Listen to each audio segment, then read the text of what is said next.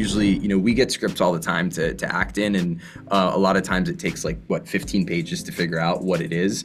With Jesse, you kind of know in 5 lines. He like injects steroids into the way that people use and abuse power, and he's able to write it in a really disturbing and entertaining way. Get really, I think people will look back at this time and hopefully kind of be shocked at how much we were on our phones, because there'll be kind of a new etiquette. And unlike White Lotus, and I think to the disappointment of a lot of viewers, it's not very romantic. Yeah, the aesthetic is also quite bleak, I must say. Yeah. Yeah.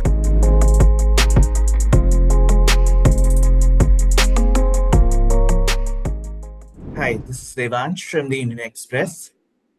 Hi, what's up, man? Hi. So I want to start by asking you that scene where you go on a snow-clad mountain, scale up, and bare your chests open, write your net worth on your bare chests, and then Yeah. scream at the top of your lungs. So taking from there, do you think a billionaire needs to be crazy? Like a sane person can't be a billionaire. There needs to be some crazy in a billionaire. Oh, that's a great question. Such a good question. Probably. Do they need to be? No, the thing is they can be. I mean, it's that much money just protects you from your own behavior and your own failure. Maybe not fiscally. I mean, if you mess up your money, that's a big problem, but really otherwise personal behavior, you're kind of allowed to do a lot, which is kind of the problem. Yeah, you're definitely allowed to remain a child, or whatever it is that you want. And I just got to say, when you described that scene, you did it brilliantly. Man, we were so cold. It was so cold. And I just want you to know that. Yeah, the elements actually are not kinder to billionaires. Yeah, that's for sure. Yeah. Well, after watching Succession and working with Jesse Armstrong on Mountainhead, what do you think it is about him that he just gets the wealthy, the elite, the entitled right? He just gets them bang on. He knows how people talk, and it's really interesting because it's not how he talks. He's not writing what he knows. I think he's actually one of the kindest people I've ever worked with, especially considering how, brilliant I think he is. But it's all in the dialogue. I think usually, we get scripts all the time to act in, and a lot of times it takes like, 15 pages to figure out what it is. With Jesse, you kind of know in 5 lines, because it's just so clear. You know exactly what's happening, and I think he knows how to do that. He knows how to, how to really figure out the way people think and talk.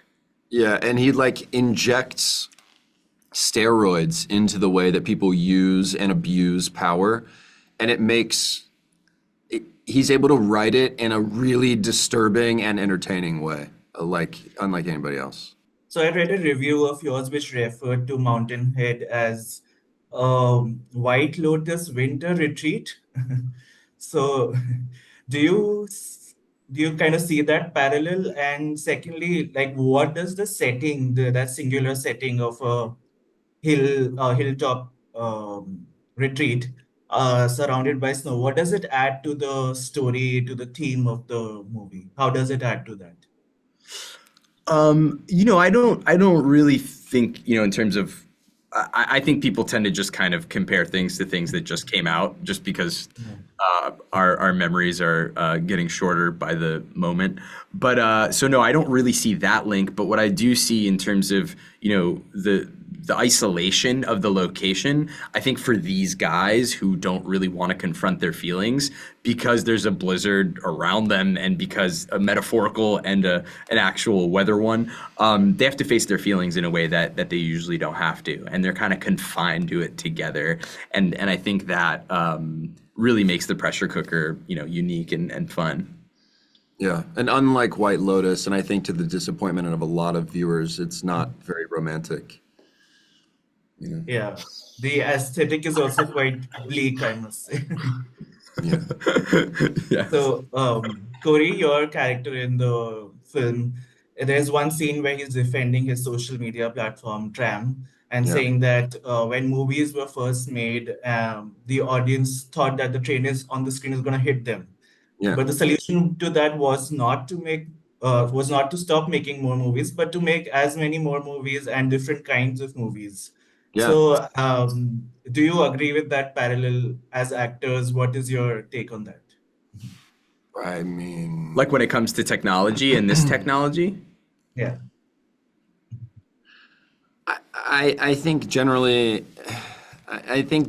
if you barrage people with so much of something that confuses them or scares them or intimidates them, they get a little sensory overload. They can't process all of it, and then they just start to accept it. Yeah, I think we see that in our culture in a lot of different respects.